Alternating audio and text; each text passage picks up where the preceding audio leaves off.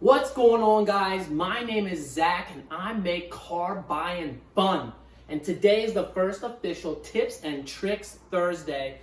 I asked Facebook, what are some questions that you have about going to the dealership or just anything car buying in general? And the biggest question that I got asked was, why lease, or what is a lease? So I kind of broke it down, pros, cons, and your end of lease options, which I guess would kind of be a branch of the pros. So getting right into it, in the pros column, more bang for your buck. And that one's pretty simple to explain. If you're looking at a $40,000 car and we're comparing a buy versus a lease, typically the lease is always going to be less expensive. So it's easier to get a more expensive car in your price range, so you're getting more bang for your buck.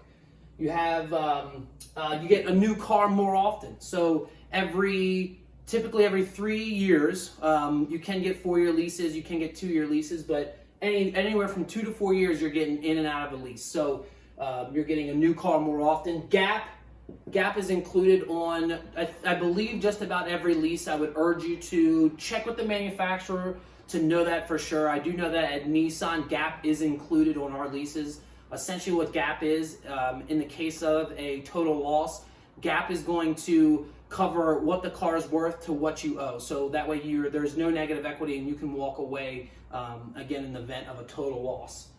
Lower cost of ownership. So the other nice thing that's one of my favorite reasons for leasing and why I recommend it to people who are close to me is when you lease a car, it's typically you're under the manufacturer's warranty the entire time you're in that lease. So you're not paying for any major issues that might go wrong with the car because it's all going to be covered under warranty. Depending on where you go to, at Faulkner we have a worry-free lease program as well. So I have it on my lease where in my payments is including my oil changes, tire rotations, and any of my other maintenance that I have. So I make my payments and I don't worry about my car. It's a nice ease of mind thing as well. Getting to the con side, and the biggest one is your miles. So you have to watch your miles in a lease.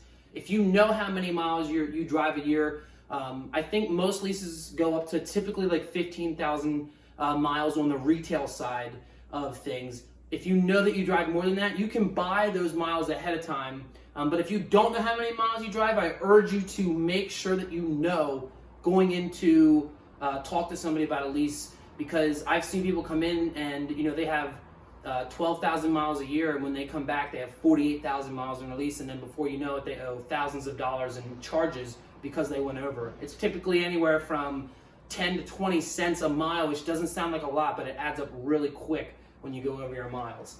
And the other thing I hear a lot too is that you don't own the car, and I don't really know if this is necessarily a con, because what people forget is that if you finance a car, you don't own that car either. So, and most people are trading in and out of their car every 3 to 4 years. So if you're financing a car and you're getting in and out of it every 3 to 4 years, you never own that car anyway. The bank does.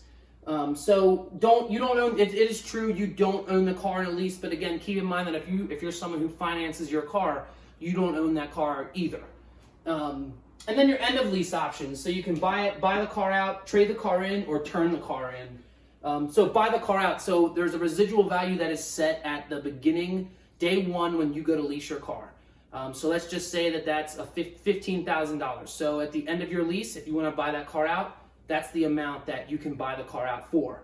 Now, I always urge people to double check that it's worth doing so, because sometimes when you get into a lease, that value, the actual value of the car, could be less than what your buyout is. So if your car is $15,000 and it's worth $14,000, and sometimes it could be a lot less, it's not always worth buying it out at the end of your lease. It's like going to the grocery store and paying $50 for a loaf of bread. Not the smartest option in the world. You can also trade the car in. So on the positive side of that, if your residual value is set at 15, you could come back in and the car could be worth 16, which means that you can trade that car in and use that positive equity towards your next car purchase. And then the last one, and I think the biggest thing about leasing a car, is that you can just turn that car in at the end of your lease. So if we go back to the car being worth $15,000, and let's just say you want to buy it out, but you see the car is only worth $9,000, okay?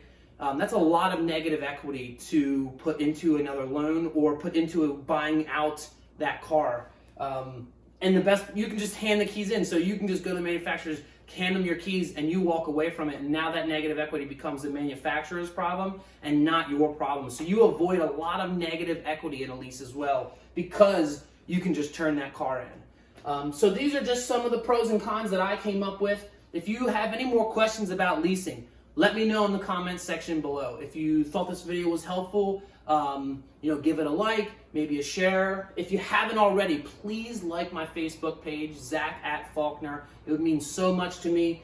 Let me know what videos you want to see next. And just remember, guys, my name is Zach, and I make car buying fun.